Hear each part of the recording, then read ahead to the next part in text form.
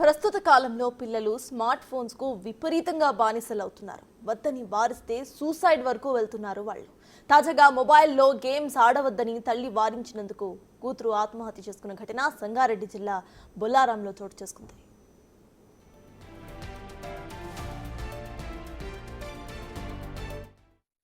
బొల్లారం వినాయక్ నగర్ కు చెందిన మన్ను సింగ్, పింకీదేవి దంపతులకు ఇద్దరు కూతుళ్లు, ఓ కుమారుడు. చిన్న కుమార్తె 14 ఏళ్ల జియా కుమారి 8వ తరగతి చదువుతోంది. రాత్రి వేళ మొబైల్ ఫోన్లో ఆటలు ఆడటంతో తల్లి పింకీదేవి మొబైల్ చూడవద్దని వారించి కూతురు నుంచి మొబైల్ లాక్కుంది. అనంతరం తల్లి ఇంటి పనుల్లో నిమగ్నమైంది. కాగా మనస్తాపంకు గురైన బాలిక బెడ్రూమ్లోకి వెళ్లి చీరతో ఉరివేసుకుంది. కాసేపటికి తల్లి తలుపు తీయమని అరిచినా తీయలేదు. అనుమానంతో కిటికీలు తెరిచి చూడగా ఫ్యాన్ కు చీరతో ఉరివేసుకొని వేలాడుతూ కనిపించింది. దీంతో తలుపులు బద్దలు కొట్టి ఓ ప్రైవేట్ హాస్పిటల్కి తరలించారు. అయితే చికిత్స పొందుతూ బాలిక మృతి చెందింది.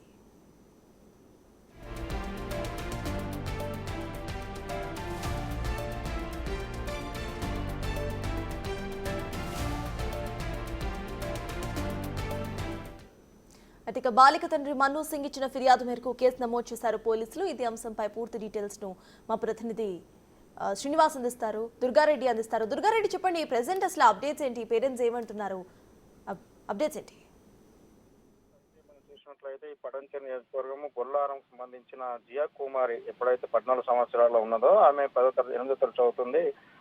సెల్ ఫోన్ లో ఆటలు ఆడుతున్నారు, గేమ్ ఆడుతున్నారు కనుక సెల్ ఫోన్ ఎక్కువ చూడొద్దు, గేమ్ ఆడొద్దు అని చెప్పి తల్లిదండ్రులు మందలించి తల్లి మాత్రం ఫోన్ లాక్కునే ప్రయత్నం చేస్తూ ఆమె మాత్రము ఫోన్ లాక్కొని ఇంటి పనిలో ఆమె నిమగ్నమైన సమయంలో ఇంట్లోకి వెళ్ళిన జియా కుమార్ మాత్రం ఫ్యాన్కు ఉరేసుకొని ఆమె ఆత్మహత్యకు పాల్పడే ప్రయత్నంలో తల్లిదండ్రులు గ్రహించి ఆమెను కాపాడే ప్రయత్నం చేసి ఆసుపత్రికి తరలిస్తే ఆసుపత్రికి వెళ్ళిన తర్వాత ఒక రోజు కోమాల నుంచి బయటకు వచ్చేస్తుందని చెప్పి డాక్టర్లు కూడా అంటే దాదాపు వైద్యం అందించిన సమయంలో కూడా ఆమె చనిపోయినట్లుగా ఆ తల్లిదండ్రులు మాత్రం పోలీసులకు సమాచారం అందించారు. పోలీసులు మాత్రం సంఘటన ప్రాంతానికి చేరుకొని ఆ కేసు నమోదు చేసుకుని మాత్రము ఆ విచారణ చేపట్టారు. నిజంగానే చిన్నపిల్లలు ఎప్పుడైతే స్కూల్కి వెళ్తున్నారో, కాలేజీకి వెళ్తున్నారో చాలా సందర్భాల్లో కూడా ఆ ఫోన్లు వాడొద్దు, తర్వాత గేమ్లు ఆడడం వల్ల కొన్ని నష్టాలు జరుగుతున్నాయి, డబ్బులు పోతున్నాయి, ఫోన్ లో ఉన్న సెల్ ఫోన్ లో ఉన్న ఆ డబ్బులు కూడా మాయమవుతున్నాయి కనుక ఈ దిశగా వద్దని చెప్పి ఆ మందలించే ప్రయత్నం చేస్తున్నారు. కానీ చిన్న చిన్న విషయాలకి మాత్రము చిన్నారులే కావచ్చు, లేకుంటే కొంత యువత కానీ ఈ విషయంలో కూడా ఆలోచించాలని చెప్పి పోలీస్ శాఖ మాత్రం హెచ్చరిక చేస్తుంది.